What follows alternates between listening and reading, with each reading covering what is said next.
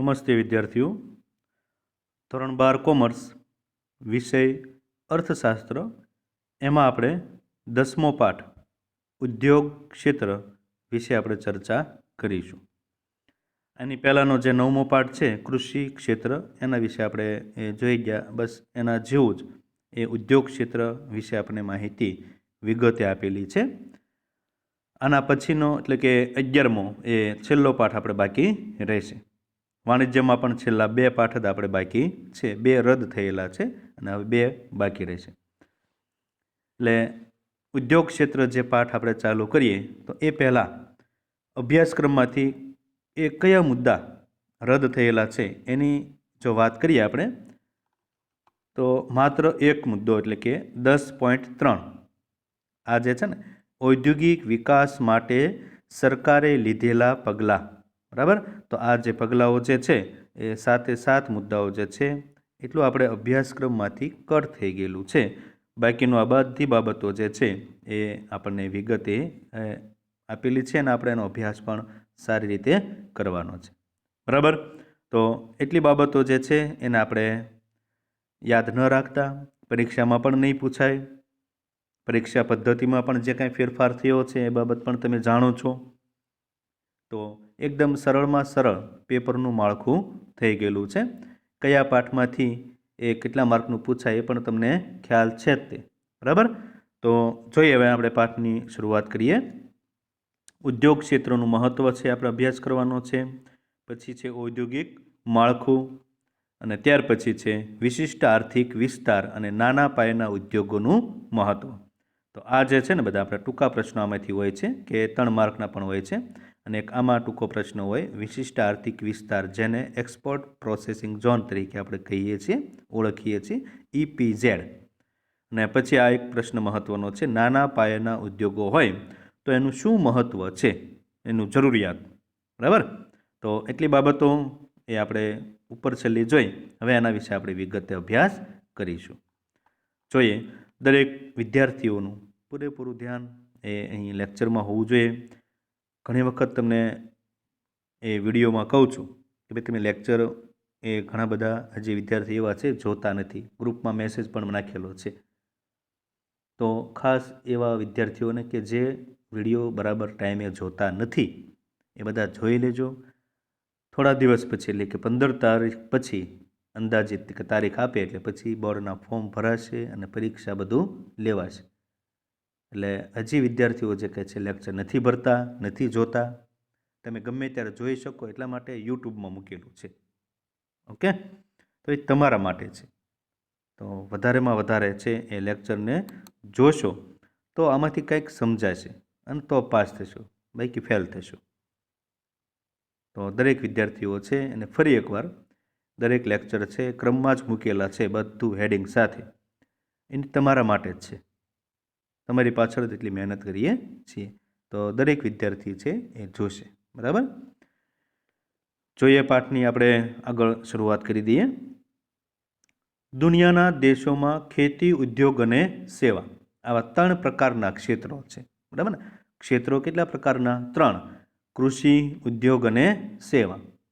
પહેલાં જે છે ને એ કૃષિનું મહત્ત્વ વધારે હતું, ઉદ્યોગનું ઓછું અને સેવાનું સાવ ઓછું. પણ હવે ધીમે ધીમે જે છે એ હવે વિકાસશીલ દેશ, વિકાસમાન ભારતની જ્યારે આપણે વાત કરતા હોઈએ ત્યારે કૃષિનું મહત્ત્વ ઓછું, ઉદ્યોગોનું વધારે અને સેવા ક્ષેત્ર જે છે ને તો એનું મહત્ત્વ સૌથી વધારે. એમ 3 ઉત્પાદકીય ક્ષેત્રોનો સમન્વય જોવા મળે છે. જે પૈકી ઉદ્યોગ એક મહત્ત્વનું ઉત્પાદકીય ક્ષેત્ર હોય તે દરેક અર્થતંત્રમાં ખૂબ જ અગત્ય ધરાવે છે. તો આમાં આપણે ઉદ્યોગો વિશે બધી વાત કરવાની છે. નાના પાયાના ટચુકડા ઉદ્યોગો, મધ્યમ પાયાના અને મોટા ઉદ્યોગો. સામાન્ય રીતે વિકસિત દેશોનો અભ્યાસ કરતા સાઉદી અરેબિયા જેવા પેટ્રોલિયમ નિકાસ કરતા દેશોને બાદ કરીએ તો મોટા ભાગના વિકસિત દેશો એ બધા કેવા છે? ઔદ્યોગિક દેશો છે. એનો અર્થ શું ખબર? કે જ્યાં દેશમાં ઉદ્યોગો વધારે હોય એ દેશોનો વિકાસ વધારે થયો છે, એટલે એને આપણે વિકસિત દેશો કહીએ છીએ. પ્રાચીન સમયમાં આપણે જોઈએ તો ભારત ખેતી પ્રધાન દેશ કહેવાતો, ખેતીનું મહત્ત્વ વધારે હતું ને, પણ અલ્પ વિકસિત દેશ તરીકે આપણે ગણવામાં આવતો ભારતને.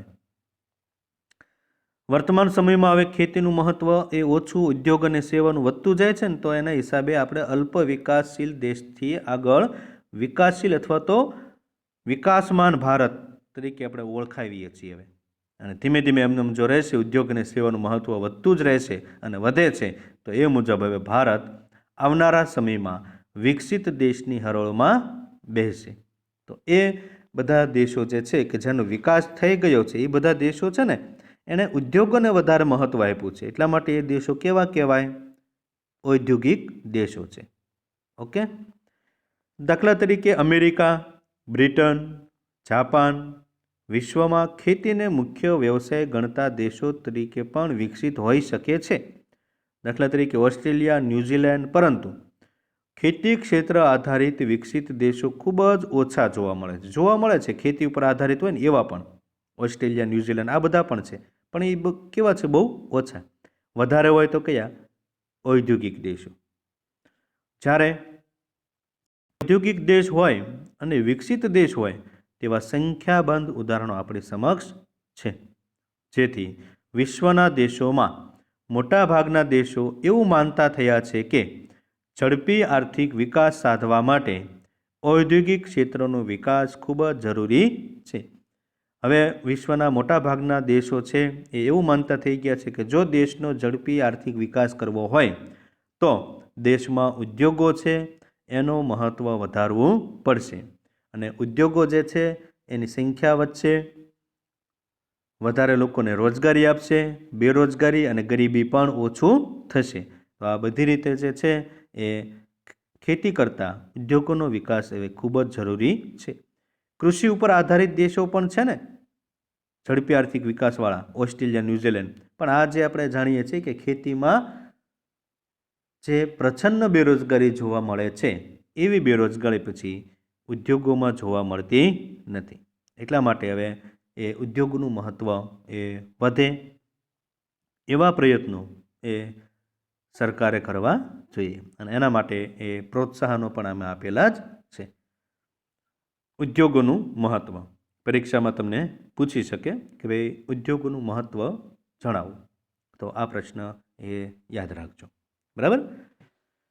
દેશના ઝડપી આર્થિક વિકાસ કરવો હોય તો એના માટે કૃષિ ક્ષેત્રના વિકાસ માટે કે રોજગારીની નવી તકો ઊભી કરવા માટે, અર્થતંત્રના આંતરિક સાધનોના મહત્તમ વપરાશ માટે કે પછી લોકોની આવકમાં ઝડપી વધારો કરવો હોય તો એના માટે, લોકોના જીવન ધોરણને સુધારવા માટે, આ બધા માટે શું જરૂરી છે?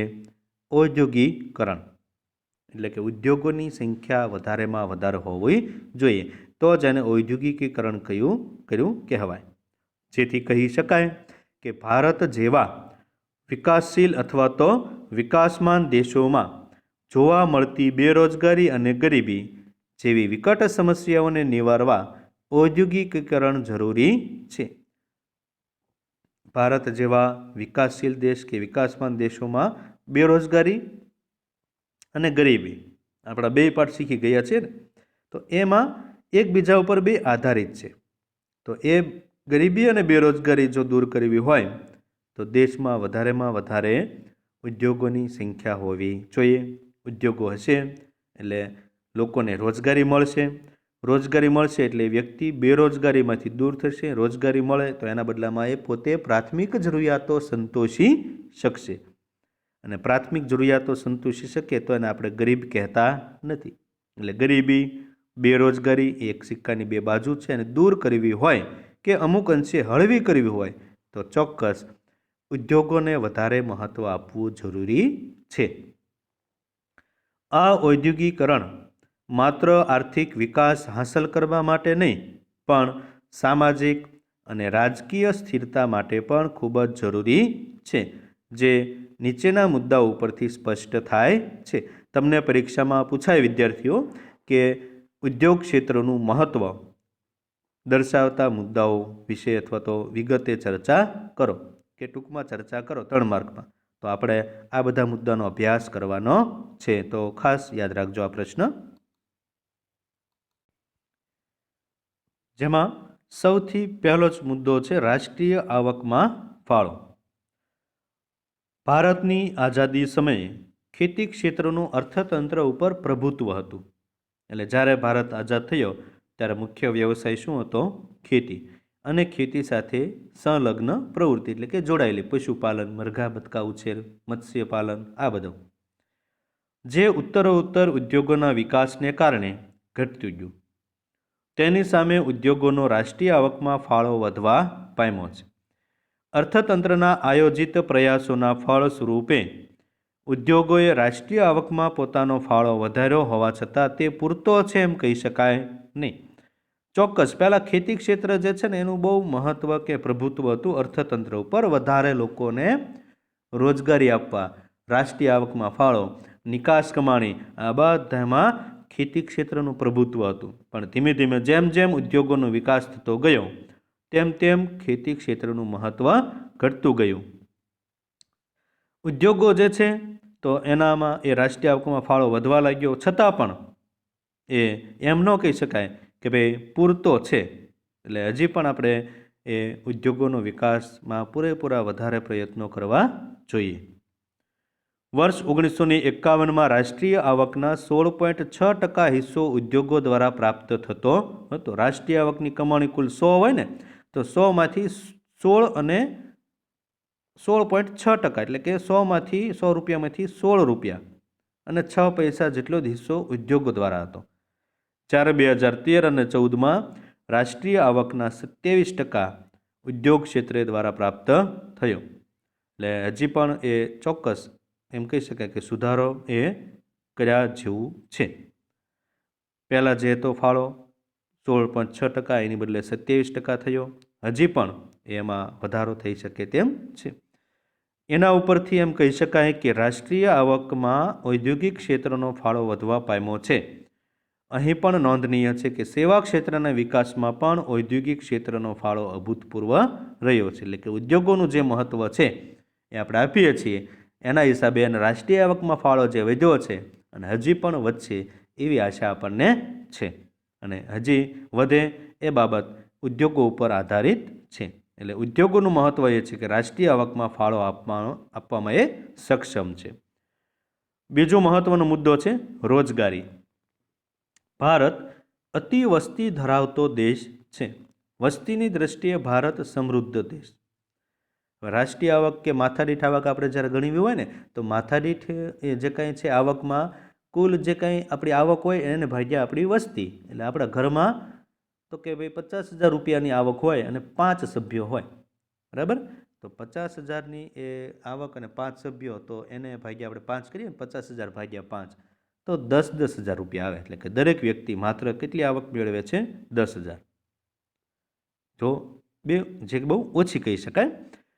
કહેવાનો અર્થ એ કે બધા વ્યક્તિ કંઈક ને કંઈક રોજગારી મેળવતા હોય તો ચોક્કસ પોતાનું જીવન ધોરણ સુધરે, પોતાની આવક વધે અને એના હિસાબે દેશની પણ એ રાષ્ટ્રીય આવકમાં પણ વધારો થાય.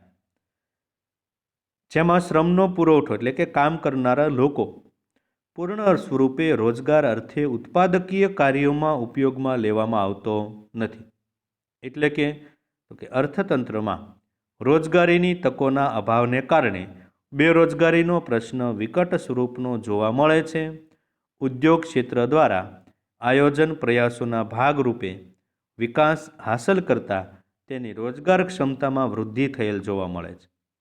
એટલે કામ કરનારા લોકો જે છે ને એ ભારતમાં વધારે છે. કારણ કે ભારત અતિ વસ્તી ધરાવતો દેશ છે. તો પૂર્ણ સ્વરૂપે રોજગાર અર્થે ઉત્પાદકીય કાર્યોમાં જે છે ને ઉપયોગમાં લેવામાં આવતો નથી. મોટાભાગના લોકો છે હજી પણ કામ વગર બેસી રહે છે. વર્ષ 1951માં 10.6% શ્રમિકો ઉદ્યોગ ક્ષેત્રે રોજગારી મેળવતા હતા.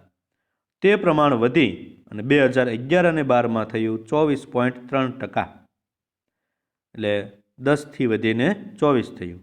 ઔદ્યોગિક ક્ષેત્રે નાના પાયાના ઉદ્યોગો કે જે શ્રમ પ્રધાન ઉત્પાદન પદ્ધતિનો વધારે ઉપયોગ કરતા થયા છે. મૂડી પ્રધાન નહીં તો બધા મોટા ઉદ્યોગો હોય, પણ નાના પાયાના અને ગૃહ ઉદ્યોગો હોય ને તો એમાં વધારેમાં વધારે શ્રમ પ્રધાન ઉત્પાદન પદ્ધતિનો ઉપયોગ કરે છે. તેમનો વ્યાપ વધારવાથી હજી જો નાના પાયાના ઉદ્યોગોને આપણે વધારે પ્રોત્સાહન આપશું ને તો રોજગારીના પ્રમાણમાં નોંધપાત્ર ફેરફાર લાવી શકાય તેમ છે. તો આ ઉદ્યોગો માટેનો બીજો મહત્વનો મુદ્દો રોજગારી. ત્યાર પછી જોઈએ આગળ હવે નિકાસ આવક. ખેતી ક્ષેત્રની જેમ ઉદ્યોગ ક્ષેત્ર પણ પોતાનું ઉત્પાદન પ્રમાણ વધારી અને જે વધારાનું ઉત્પાદન પ્રમાણ છે એટલે કે અર્થતંત્રમાં બચતપાત્ર અધિશેષ હોય તો એની શું કરે, વિદેશોમાં મોકલે છે, નિકાસ કરે. તો એના હિસાબે વિદેશનું નાણું આપણા દેશમાં આવે, એને કહેવાય વિદેશી હુંડિયામણ. એની કમાણી સર્જે છે. ખેતીની જેમ ઉદ્યોગ પણ. જે હુંડિયામણ અર્થતંત્રની અન્ય અછત ધરાવતી વસ્તુઓની આયાત કરવામાં ખૂબ જ ઉપયોગી સાબિત થાય છે. એટલે આયાત આપણે જ્યારે કરવી હોય ને ત્યારે આપણે એની ચૂકવણી તો કે આપણે હુંડિયામણમાં કરવી પડે. અને એ હુંડિયામણ આપણી પાસે ક્યારે હોય, આપણા દેશ પાસે, જ્યારે આપણે વસ્તુની નિકાસ કરવી હોય ત્યારે. અને નિકાસ ત્યારે જ આપણે કરી શકીએ જ્યારે આપણે વસ્તુનું ઉત્પાદન પ્રમાણ કેવું હોય, વધાર્યું હોય. પહેલાં આપણે આપણા દેશના લોકોની જરૂરિયાતોને સંતોષવાની અને વધારે ઉત્પાદન કરી અને વિદેશોમાં એની નિકાસ કરવાની, તો જ હુંડિયામણ આપણા દેશમાં આવે ને એનો ઉપયોગ ક્યારે થાય, જ્યારે આપણે વસ્તુની આયાત કરીએ ને ત્યારે. બરાબર. વર્ષ 2013 અને 2014માં દેશની કુલ નિકાસ આવકના 3માંથી 2 ભાગ એટલે કે 2/3 ભાગ જેટલો તો ઉદ્યોગ ક્ષેત્રના પ્રયત્નો દ્વારા જ પ્રાપ્ત થયો છે. આમ દેશનું ઉદ્યોગ ક્ષેત્ર અર્થતંત્રમાં પોતાના ઉત્પાદન કાર્ય દ્વારા પ્રજાની જરૂરિયાતોને સંતોષે છે. તદુપરાંત વધારાના ઉત્પાદન પ્રમાણની નિકાસ દ્વારા પણ વિદેશી હુંડિયામણ પ્રાપ્ત કરે, પરોક્ષ રૂપે અર્થતંત્રની અન્ય ચીજવસ્તુઓની જરૂરિયાતોને પણ સંતોષે છે. એટલે ખેતી ક્ષેત્રની જેમ ઉદ્યોગોમાં પણ પોતાનું ઉત્પાદન વધારે અને જે વધારાનું ઉત્પાદન હોય એની નિકાસ કરી અને હુંડિયામણની કમાણી કરે છે. એ હુંડિયામણ છે તો એ આપણે જ્યારે વસ્તુની આયાત કરીએ છીએ ત્યારે આપણને ઉપયોગી થાય છે. એટલે આ ઉદ્યોગોનું મહત્ત્વ છે.